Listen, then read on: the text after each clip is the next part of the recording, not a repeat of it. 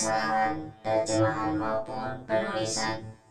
Semua editing raw dikerjakan sendiri oleh Mr. L. Ketemu again dengan Mumun, Mimin habis rekaman. Suaranya masih sama, yaitu cempreng kayak kaleng tapi bukan kaleng-kaleng. Karena bacain light novel Apotheosis, chapter 1377, dengan judul Kelicikan Suanyuan Chen Feng. Sebuah retakan dihasilkan dari roh surgawi Luo Zeng, memanjang ke bawah alis. Luka tipis, dan darah darinya, itu tampak sangat menakutkan. Sepertinya Luo Zeng hancur, tapi pakaiannya masih utuh dan terlihat sangat aneh. Cedera ini tidak terlalu berat. Masalahnya adalah bahwa kerusakan yang disebabkan oleh pria bersenjata itu luar biasa. Pria bersenjata ungu pertama-tama menghancurkan pedang Luo Zeng, dan kemudian menghancurkan pedang Gu Yuan. Kekuasaan asli tidak bisa dikatakan sebagai tembakan yang kuat. Pada akhirnya, itu hanya melewati daun telinga Luo Zeng. Tubuhnya luka. Mata Luo Zeng berbinar karena keraguan, menatap Suanyuan Chen Feng. Kekuatan senjata ini mengerikan. Jika dia ditembak olehnya, bukankah seluruh orang akan hancur? Dunia ini memiliki cara menembak yang ajaib.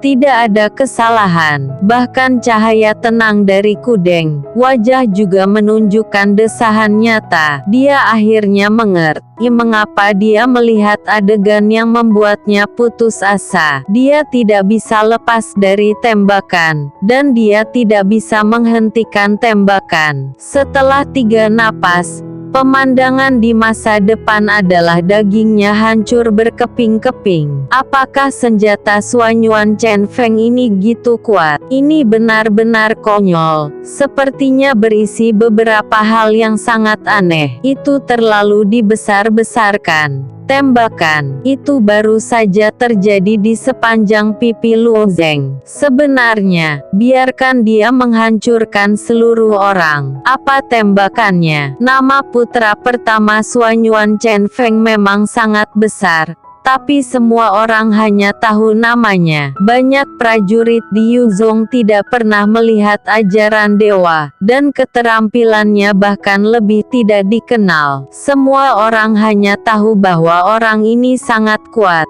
tapi pada akhirnya, sulit untuk mengatakannya. Sekarang senjata Suanyuan Chen Feng adalah untuk membuat semua orang mengerti bahwa kekuatan yang dikendalikan orang ini telah melebihi pengakuan orang yang tak terhitung jumlahnya. Mereka tidak bisa memahami kekuatan Suanyuan Chen Feng, kecuali untuk sejumlah kecil tuan surgawi. Bahkan mereka yang adalah tuan dan orang suci di tempat-tempat suci tidak dapat memahami hal yang sama. Apakah itu hukum ruang? Tidak, hukum ruang memang membentuk efek seperti itu, meninggalkan bekas di pedang Luo Zeng.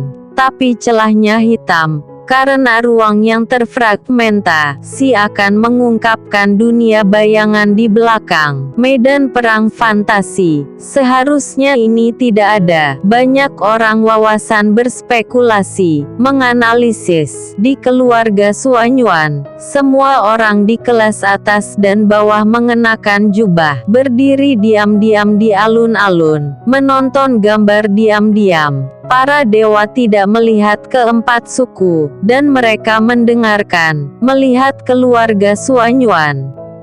Faktanya, dibandingkan dengan 3 keluarga lainnya, keluarga Suanyuan memiliki jumlah orang-orang paling sedikit. Jumlah orang yang memiliki nama Suanyuan kurang dari 100.000. Karena jumlah kelompok etnis yang langka, itu juga membuat nama Suanyuan lebih mulia, dan kekompakan seluruh keluarga juga yang terkuat di antara 4 keluarga besar. Suanyuan Chen Feng akhirnya menembakkan, kata seseorang dalam keheningan. Ini sudah merupakan pertempuran yang menentukan. Pada saat ini, aku tidak tahu kapan menembak. Seseorang menjawab, sejujurnya, Lu Zeng dan Hua Tianming memiliki kekuatan untuk bertarung melawan Suanyuan Chen Feng. Warisan dari kedua lelaki kecil ini juga menakutkan. Tapi mereka tidak mampu menyaingi Suanyuan Chen Feng. Kekuatannya adalah sejak lahir.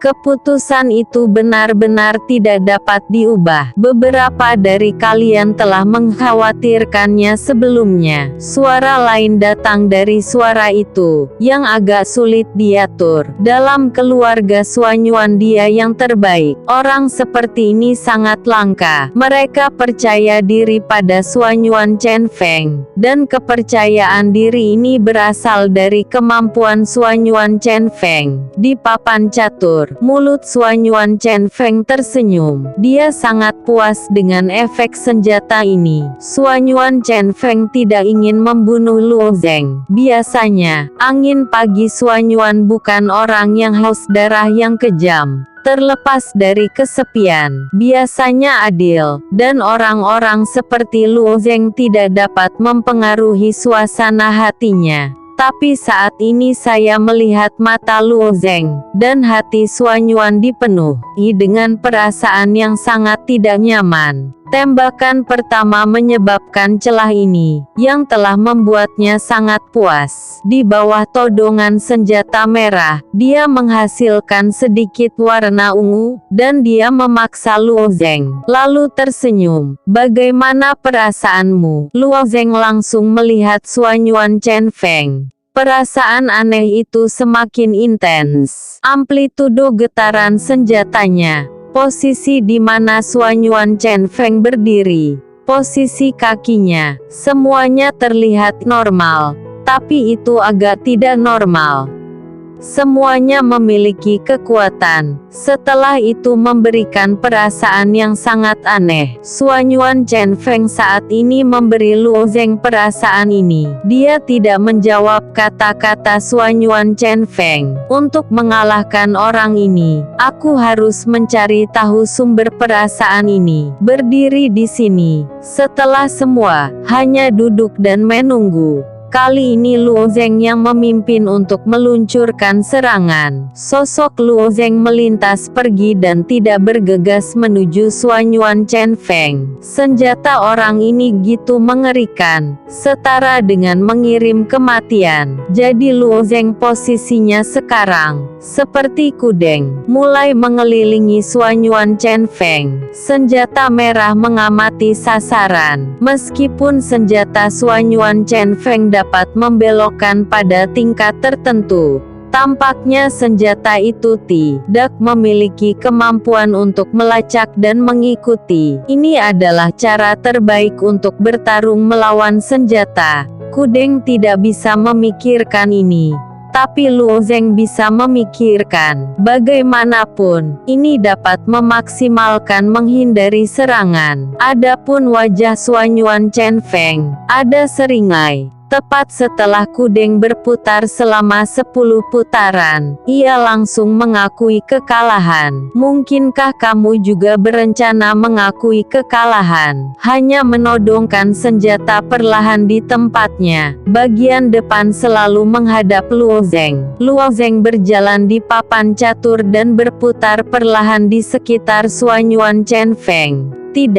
Tidak ada masalah. Suanyuan Chen Feng tersenyum, dan ada sarkasme di wajahnya. Jangan berjuang tanpa akal. Kalah di tanganku adalah kemuliaan bagimu. Jika kamu bisa mengetahui kelemahannya, aku akan mengatakan 2 kata, mundur. Suanyuan Chen Feng tidak cemas, hanya mencibir. Luo Zeng, mengulur waktumu ini tidak berguna. Cepat atau lambat, kamu akan kalah di tanganku. Diperkirakan keterampilannya buruk. Ini adalah perselisihan nama besar di alam semesta. Luo Zeng juga malu mengakui kekalahan secara langsung. Orang lain melihat langkah Luo Zeng, tapi itu juga agak tidak bisa dijelaskan. Lagi pula, Tidak ada yang optimis tentang dia. Hampir setelah puluhan kali bernapas, Luo Zheng tiba-tiba berhenti, dan wajahnya menatap Suanyuan Chen Feng. Aku sudah menemukan jawabannya. Suanyuan Chen Feng bingung. Luo Zheng menggelengkan kepalanya dan mulutnya sedikit miring. Jadi mengakui kekalahan, atau mati?